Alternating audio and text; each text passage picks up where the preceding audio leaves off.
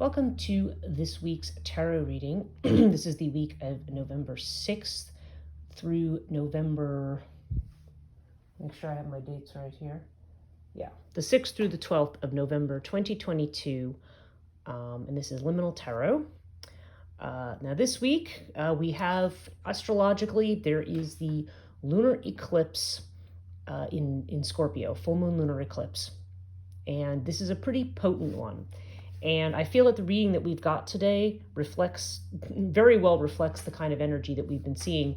Last month we had usually eclipses come in pairs. So there was a solar eclipse 2 weeks ago, also in Scorpio, that also has been bringing out a lot of very, it's been creating a lot of a potential havoc, upheaval, but all of it, of course, in the service of getting rid of the old and what we don't need anymore.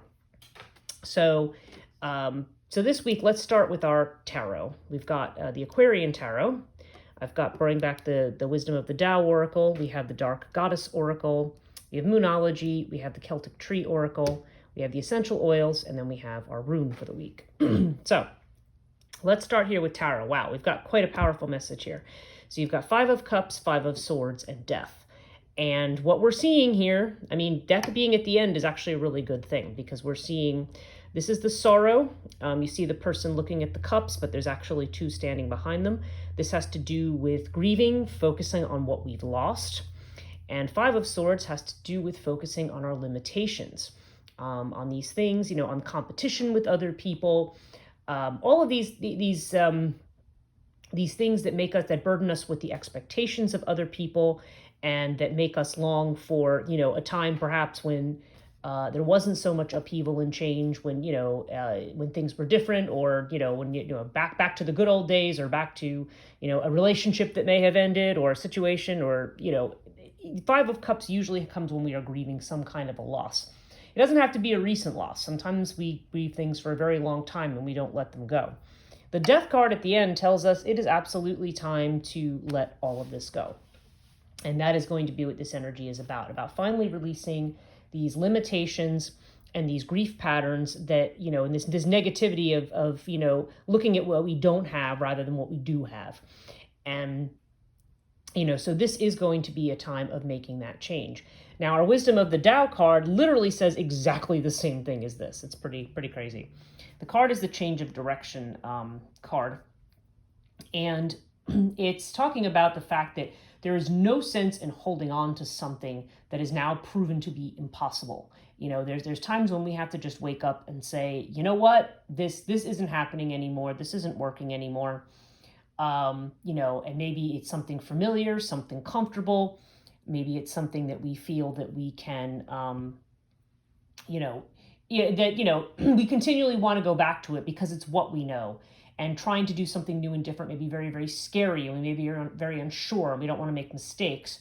But this definitely favors, cutting out some of these old things. Sometimes it is absolutely worth getting rid of the old, even if it has served us well in the past, because it's not where things are going, and there's no point in hanging on. And to me, it's sort of I don't mean to sound morbid or gross, but like somebody would carry a corpse around with them just because they didn't want to let go of the person. It's like, okay, it's done. Like, bury the person, let them rest, and you go and move on to the next thing. Okay.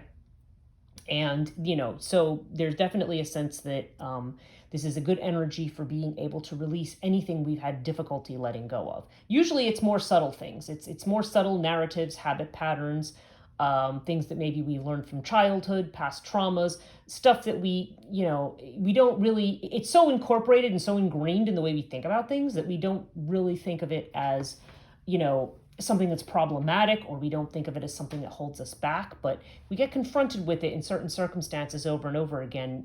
This is going to be a time to rethink. Okay, so we have the Gaia card here in the Dark Mothers. And this has to do with this aspect of things over here. In this deck, it represents the way in which we allow ourselves to be distracted by other people's stuff. I have to worry about, my kids, my spouse, my parents, my friends, And again, I'm not suggesting that maybe you don't need to worry about those people, or that their concerns may not be some of yours. but you may be focusing on other people's stuff to the, to a point that you're not really focusing on your own. Sometimes we do that because we're not willing to face our own stuff. Okay. And so Gaia is saying, don't do that. This is a time for you to be, setting boundaries and focusing on yourself and what your actual needs are for growth and where you authentically are going. And that is part of the challenge. I know a lot of people who are, very much caught into but I have to spend my time worrying about this one or that one, because they think that that's, that if they think about themselves, they're being selfish. You're not being selfish. That's you're, don't avoid who you are, and you can't control what happens to somebody else. Okay. So this may be a wake up call to start thinking about you and about where you're going. Okay. And I feel like that's a very strong part of this, because other people's stuff is frequently part of what ties us back, and it doesn't really need to. New moon in Scorpio, work through your fears. Again, this is the idea of a powerful new beginning, and it suggests some of it may be a little dark, but that's okay, because some stuff is. It's better not to be afraid of these changes. You want to actually work on moving ahead to the next thing. And so just be aware that yes, that not some things are uncertain, some things may seem scary. Scorpio always here has to do with deep, uncovering what's been hidden in the depths, letting the Kraken out, so to speak.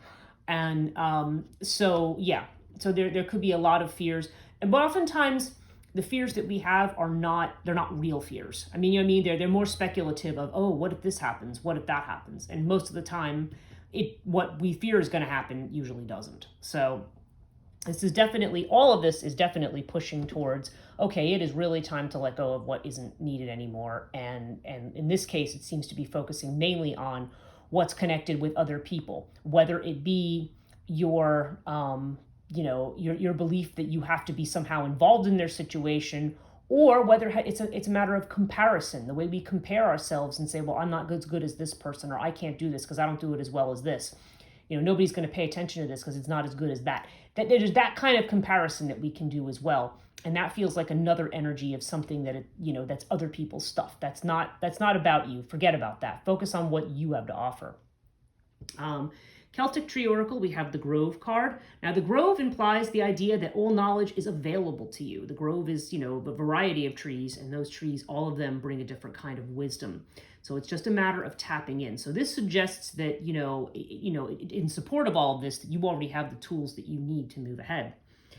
And our essential oil card, we have Worthy. Yeah, the trigger statement is I am ashamed. The true statement, I am cherished. There are connections to ancestral and childhood memories that are ready to be healed. Okay.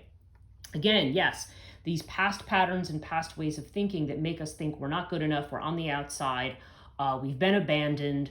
It's time to clear, to sweep all that out and think about who you really are, what kind of a star you are, and what you really have to offer. Okay. You are most definitely worthy and cherished. And the I am ashamed, it's not necessarily that you feel shame about yourself, but you might feel guilt, you might feel inadequacy, you might feel all these other things. So yeah, the key word there is worthy. Don't feel like you're not capable. Finally, overall, we have Ingus, which is our Norse rune. Ingus has to do with completing beginnings. So yeah, that kind of ties all the energy together. It's time to sweep this garbage out. You're at a point now where you need to, clear out the past kind of once and for all, and get ready to change directions without fear. It is telling you, that you can be fearless in this endeavor. Okay, that's it for this week. We'll see you next week.